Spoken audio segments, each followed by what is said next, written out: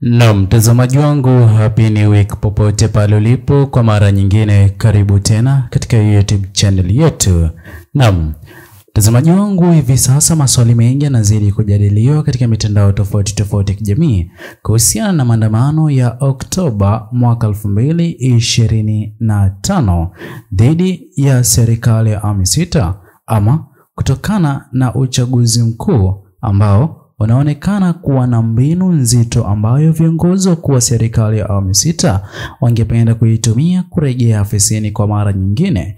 Mtazamaji wangu, ningependa utizame kipande hiki cha video ambacho Mheshimiwa Humphrey Polepole ameweza kukizungumza, na ndipo ambapo nikufahamisha nilichoweza kukuandalia katika video ya leo hii. Nimemsikia Mheshimiwa Rais anazungumza kuhusu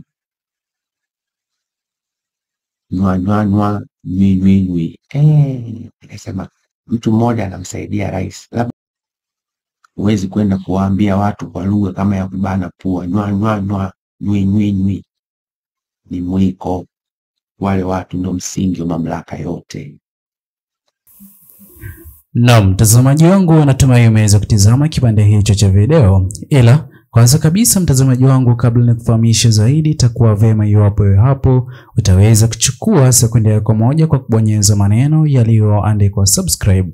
Pia bonyeza alama ya like, kwani kipindi na wakati ambapo utaweza kulike video hii moja kwa moja, YouTube itaweza kusuggest video hii kwa wale wote wanaozidi kufuatilia siasa za taifa la Tanzania.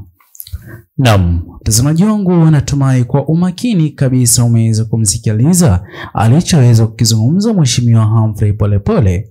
Mtazamaji wangu, hivi sasa natumai unajiuliza ni kipi kiliweza kutokea kati ya Mheshimiwa Humphrey Polepole na chama alichoweza kukihudumia kwa muda mrefu, chama cha CCM.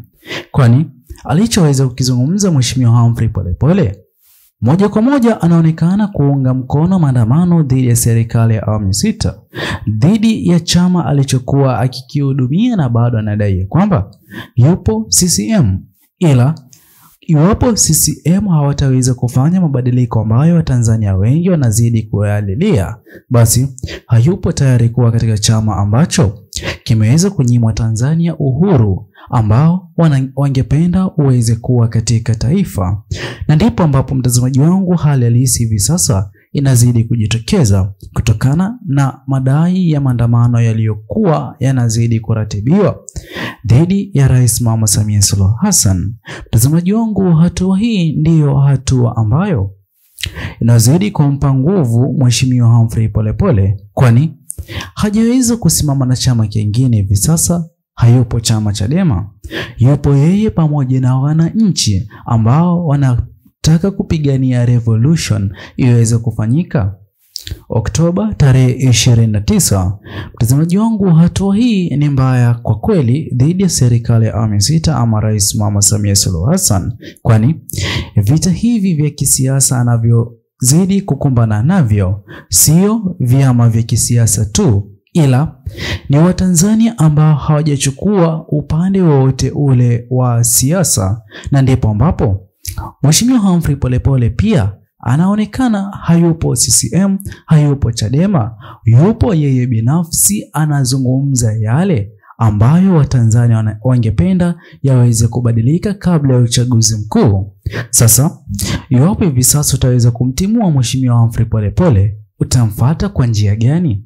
Na mtazamaji wangu, ndipo ambapo ripoti iliyokuwa imeandikiwa Mheshimiwa Humphrey Polepole na DCI hakuweza kujiwasilisha, kwani hana chama cha kisiasa chochote kile ameweza kusajili, ambapo mwisho wa siku ataambiwa na chama ya kwamba sheria na kanuni za chama chetu umeweza kuzikiuka, hivyo basi tusingependa uweze kutumia chama chetu kumkosoa Rais Mama Samia Suluhu Hassan ama kuzungumzia mambo ya maandamano yanayozidi kuratibiwa kufanyika Oktoba mwaka 2029.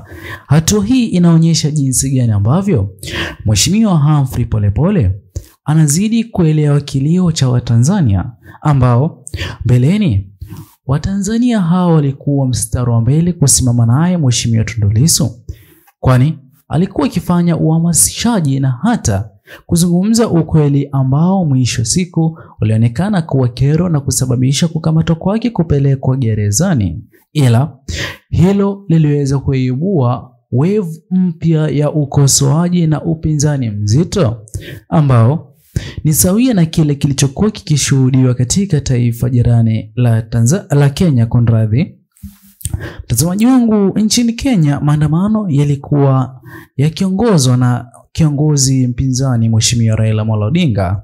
Kwa wakati wote ule, iwapo kuna maandamano, lazima Mheshimiwa Raila Amolo Odinga alikuwa akitoka na kutoa taarifa na kuongoza maandamano hayo. Ila mwisho siku Mheshimiwa Raila Amolo Odinga aliweza kuhamia kuwa katika serikali ya Rais William Ruto, ambapo hawezi kukosoa serikali anayozidi kuihudumia, na ndipo ambapo wave ya Gen Z iliweza kuibuka ambayo ilikuwa haina kiongozi, haina chama cha kisiasa na hawana uoga wote ule wa kukosoa, na tuliweza kuona makubwa walioweza kuyafanya hadi serikali yake Rais William Ruto ikatimiza walichokuwa wakikiomba. Sasa hali hiyo ndiyo hali ambayo inazidi kuonekana katika taifa la Tanzania, hatua ambayo Mheshimiwa Humphrey Polepole kujiondoa katika chama cha CCM ama kwa kutokuwa na ushirikiano mkubwa wa CCM kama ilivyokuwa huko Cuba. Hivi sasa mtazamaji wangu, wa Tanzania wote wapo nyuma yake kuendelea kulilia haki, hata kuomba mabadiliko yaweze kufanyika kabla ya uchaguzi mkuu. Na iwapo hilo litaweza kufanyika, ndipo ambapo hapa tunaweza kuwa na hali ya maandamano katika taifa la Tanzania.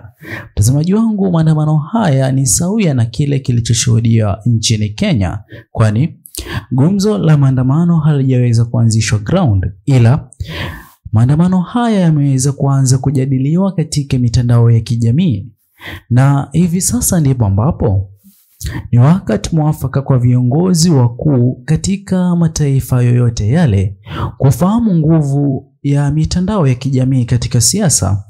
Mtazamaji wangu, iwapo kusingekuwa na mitandao, ingekuwa ngumu kucommunicate kuhusiana na swala la maandamano, ila kwa kuwa kuna mitandao ya kijamii, na mtazamaji wangu, ndipo ambapo kipindi kuliweza kuwa na vita vya kisiasa kati ya vita vya kimitandao ya kijamii kati ya Kenya na Tanzania.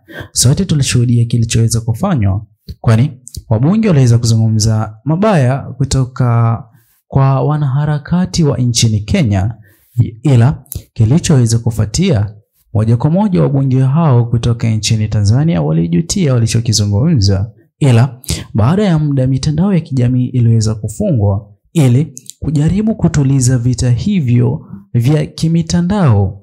Mtazamaji wangu, hatua hii sasa ndipo ambapo inazidi kuonyesha jinsi gani ambavyo swala hili Mheshimiwa Humphrey Polepole anaweza kulizungumzia popote pale bila uoga wote ule, kwani anafahamu kwamba kinachozungumzwa na vijana Gen Z, iwapo kweli mabadiliko hayataweza kufanyika, basi itakuwa mbaya na hata maandamano hayo yataweza kufanikiwa. Na ndipo ambapo umeweza kumuona mbeleni Mheshimiwa Humphrey Polepole bila uoga wote ule amerejelea maneno kama ya kejeli yaliyozungumzwa naye Rais Mama Samia Suluhu Hassan, ila kwa hali halisi Mheshimiwa Humphrey Polepole ni mengi anayoyafahamu ambayo serikali ya awamu ya sita inafahamu, lakini haingependa kufanya mabadiliko, kwani iwapo ataweza kufanya mabadiliko moja kwa moja, ndipo ambapo wameweza kuanza kupoteza dhidi ya nguvu ya wananchi wa Tanzania.